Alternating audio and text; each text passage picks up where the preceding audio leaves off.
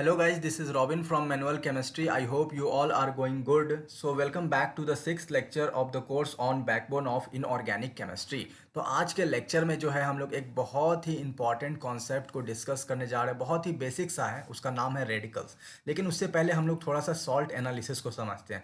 उसके लिए देखिए अब हम लोग करते क्या है, यहाँ पे मैं एक लैब का इक्विपमेंट लेना चाहूँगा जिसका नाम क्या है, बीकर। आप देख पा रहे होंगे स्क्रीन पे, ये बीकर है और इस बीकर में मैंने कोई एक अननोन सॉल्ट डाल दिया है। ठीक है, अब होगा क्या, आप बिल्कुल लॉजिकली सोचना, मैं जो भी बोल रहा हूँ उसको बहुत ध्यान से सुनना है और उसके बाद जो मैं बोल रहा हूँ सोचने के लिए उसको सोचना है और तब को रिलेट करना है चीज़ों को यहाँ से। ठीक है, तो अब क्या है कि यहाँ पे सॉल्ट है, तो सॉल्ट में बेसिकली होता क्या है, सॉल्ट में क्या एक पहला पार्ट को हम लोग कैटाइनिक पार्ट नहीं कह सकते हैं क्या, और फिर जो बच गया दूसरा पार्ट उसको हम लोग एनाइनिक पार्ट कह सकते हैं। तो सॉल्ट में कैटाइन और एनाइन ही होता है। जैसे फॉर एग्जांपल अब हम लोग अननोन सॉल्ट में जो है NaCl ही ले लेते हैं। तो ये जो सॉल्ट बना है तो ये Na प्लस और Cl नेगेटिव से बना है। ठीक है, यहाँ पे किसी को डाउट नहीं होना चाहिए, Na प्लस और Cl नेगेटिव से।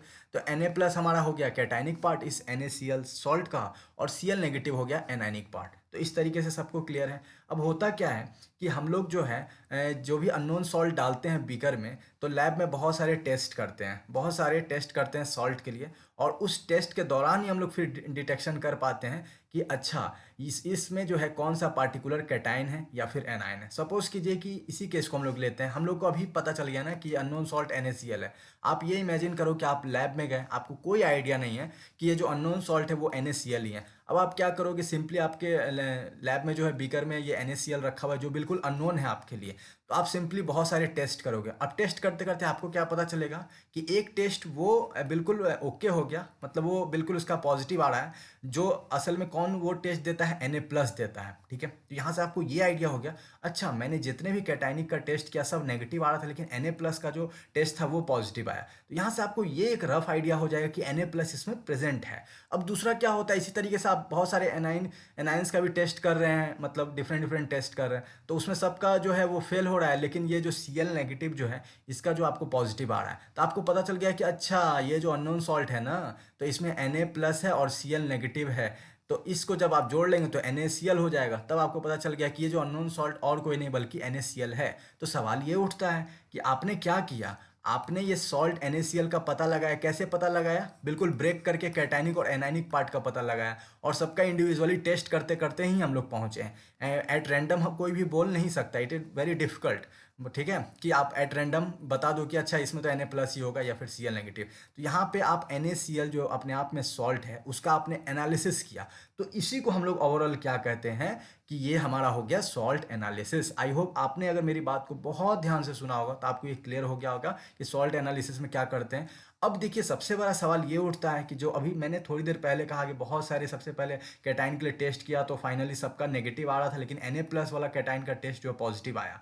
तो आपको यहाँ से एक माइंड में एक और चीज़ क्लिक कर रहा होगा, इसका मतलब क्या है, इसका मतलब ये है कि हमें जो है कुछ इंपॉर्टेंट जो कैटाइंस हैं उनका जो कैसा मतलब टेस्ट करने पे कब पॉजिटिव दे सकते हैं कब नेगेटिव देते हैं, मतलब कौन नेगेटिव तो नहीं, मतलब कौन कौन जो कैटाइन है वो कब पॉजिटिव देते हैं, तो वो पता होना बहुत ज़रूरी है। वो पता होगा तभी तो आप कोई अननोन कैटाइन में पता कर पाओगे कि अच्छा ये अननोन कैटाइन में डाला हुआ कौन सा कैटाइन है। ठीक है, तो ये इस तरीके से हो गया। तो अब हम लोग क्या करेंगे, यही मैं बेस पहले आपको तैयार कर रहा हूँ। बेस एक बार अच्छे से तैयार हो जाएगा, उसके बाद फिर मैं सारे टेस्ट को जो है बिल्कुल डिटेल में आपके सामने प्रेजेंट करूंगा, और तब फिर हम लोग क्वेश्चन को करेंगे। क्योंकि क्वेश्चन को अगर डायरेक्ट करेंगे जो जेई बार बार पूछते रहता है एडवांस तक में भी, तो फिर आपको डिफिकल्ट हो जाएगा करना। इसलिए एक बार आप धीरे धीरे बेसिक्स स्ट्रॉन्ग कर लीजिए, तो बहुत मजा आएगा करने में। अब चलिए हम नेक्स्ट जो है वो रेडिकल समझते हैं। यहाँ पे मैं जो है रेडिकल का बहुत सिंपल डेफिनेशन जो आपके सामने प्रेजेंट कर रहा हूँ, बहुत ध्यान से रेडिकल के डेफिनेशन को पढ़ना है। उसके बाद ये जो कुछ गिवन एग्जांपल है इसको हम लोग डेफिनेशन से ही को रिलेट करके मैं आप ही से पूछूंगा। ठीक है, तब तो आपको और अच्छे से क्लियर हो जाएगा। डेफिनेशन यही कहता है, एटम, बड़े ध्यान से सुनना है, एटम या फिर group of atoms which have some charge on them. ठीक है, यानी पहला ये कह रहा है कि अगर एटम हो जिसके पास कोई चार्ज हो, या फिर दूसरा केस ये कह रहा है कि एटम ना हो तो ग्रुप ऑफ एटम हो, एक से ज़्यादा एटम हो, उस पर भी अगर कोई चार्ज हो। अब ये चार्ज के बारे में बिल्कुल आपको फ्री किए हुए है कि वो चार्ज नेगेटिव भी हो या फिर पॉजिटिव भी हो, तो उन सारे को हम लोग क्या कहेंगे, कलेक्टिवली हम लोग कह सकते हैं कि वो रेडिकल्स हैं। अब जरा एक एक एग्जांपल को हम लोग इस डेफिनेशन के अकॉर्डिंग जो चेक करते हैं। सबसे पहले हम लोग सीएल लेते हैं। सीएल अपने आप में क्या है, एक एटम है। एग्री कर रहे हो, ठीक है, एग्री कर रहे हैं। अब सीएल एटम है और इस पे क्या है, कितना चार्ज है, तो -1 चार्ज है ना, ठीक है। तो अब एटम है, एटम पे चार्ज है, कितना चार्ज होगा, ये भी बिल्कुल आपको फ्री किए हुए, कौन सा चार्ज होगा, प्लस या माइनस, ये भी फ्री है। तो सीएल पे -1 चार्ज है, तो क्या इसको हम लोग ओवरऑल सीएल नेगेटिव को रेडिकल्स कहेंगे या फिर नहीं कहेंगे, तो कहेंगे। अब Na+ को देखते हैं। सोडियम अपने आप में क्या है, एक एटम है और इस पे क्या है, +1 चार्ज, तो ये भी रेडिकल्स होगा या नहीं होगा, होगा। सब डेफिनेशन से मैं कोरिलेट करके आपको बता रहा हूँ। SO4 है जो है, अब ये देखिए आप, ये एटम है क्या, नहीं, ये सर एटम नहीं है। तो क्या है, ये ग्रुप ऑफ एटम्स है। क्यों, क्योंकि इसमें एक सल्फर का एटम है और 4 ऑक्सीजन का एटम है। टोटल ये जो SO4 है इसमें 5 एटम्स है, तो ये ग्रुप ऑफ एटम्स है जिसपे क्या है, -2 चार्ज है। अगर ये डेफिनेशन से ग्रुप ऑफ एटम्स एलिमिनेट हुआ रहता, सिर्फ एटम रहता, तब शायद SO4 2 माइनस को जो हम लोग क्या रेडिकल्स कहते, नहीं कहते। लेकिन डेफिनेशन में एटम भी लेना है या फिर ग्रुप ऑफ एटम्स हो, दोनों ओके है। तो इसी कारण ग्रुप ऑफ एटम्स के कंडीशन से ये ओके हो जाएगा और इसको भी हम लोग रेडिकल्स कहेंगे। कार्बोनेट के साथ भी सेम केस है। इसमें भी कार्बोनेट में एक कार्बन का एटम है, 3 ऑक्सीजन का एटम है, ओवरऑल 4 एटम्स हैं और सब पे -2 चार्ज है। चार्ज कुछ भी रहे, चार्ज है एटलीस्ट। अब क्या NH4 है, इसमें भी ये क्या है, ग्रुप ऑफ एटम्स है, एक नाइट्रोजन 4 हाइड्रोजन एटम है, +1 चार्ज है। तो क्या इसको भी रेडिकल्स कहेंगे, कहेंगे। तो आई होप आप इस डेफिनेशन को देख के बहुत अच्छे से क्लियर हो गए होंगे कि कब आपको अगर कोई भी एग्जांपल दे दिया जाए तो आप ये बता पाओगे कि हाँ वो रेडिकल्स है या फिर नहीं है। वैसे भी ये बहुत ही बेसिक सा चीज़ है, लेकिन जानना बहुत ज़रूरी है क्योंकि इसका आगे यूज़ होगा। अब मैं सारे स्टूडेंट से एक सवाल पूछना चाहता हूँ, क्या दो रेडिकल जो है वो मिलके सॉल्ट बनाएगा? आप 1 सेकंड के लिए वीडियो पॉज करके माइंड में खुद सोचना, उसके बाद फिर से वीडियो जो है चलाना। तो दो रेडिकल्स मिलके सॉल्ट बनाएगा, तो इस तरीके से। अब देखिए मैं आपके सामने Na+ लिख रहा हूँ, क्या ये रेडिकल है? आप लोग खुद कहना, हाँ रेडिकल है। क्यों? क्योंकि इसमें एटम है और इसमें चार्ज भी है, तो ये रेडिकल है। अब दूसरा दो रेडिकल लेना है, Cl नेगेटिव लेते हैं, क्या ये भी रेडिकल है? ये भी रेडिकल है। ये इस पे भी चार्ज है -1 का और साथ साथ ये एक एटम है। अब दोनों जो जुड़ जाएगा, दोनों रेडिकल, तो NaCl बनाएगा। और NaCl क्या अपने आप में सॉल्ट है या फिर नहीं है? हाँ सॉल्ट है। तो ये जो मैंने पूछा, दो रेडिकल मिलकर सॉल्ट बनाता है, तो आपका आंसर क्या होगा? हाँ ये बनाता है। अब यहाँ पे देखिए एक और एग्जांपल लेते हैं। आप लोग क्लास 10th में भी पढ़े होंगे, एसिड प्लस बेस जो है ये हमें क्या देता है? एसिड प्लस बेस जो है ये हमें सॉल्ट प्लस वाटर देता है।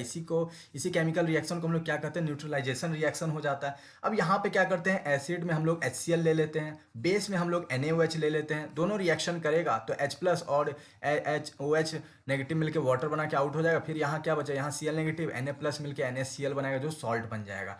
अब आप ये, मैं एक चीज़ आपसे पूछना चाह रहा हूँ जो बहुत इंपॉर्टेंट कंक्लूजन अभी मैं ड्रॉ करने वाला हूँ, बहुत ज़्यादा इंपॉर्टेंट है, बड़े ध्यान से सुनिएगा। यहाँ मैं NaCl देख रहा हूँ कि सॉल्ट बन के आया, ठीक है। अब NaCl जो आया, अभी जो मैं बोल रहा हूँ बहुत ध्यान से सुनिएगा। NaCl सॉल्ट आया तो इसमें जो Na+ जो है, ठीक है, Na+ जो कैटाइनिक पार्ट है इस सॉल्ट का, तो वो बेसिकली कहाँ से आया? Na+ जो कैटाइनिक पार्ट है वो NaOH से आया कि नहीं आया? क्लियर है, ठीक है।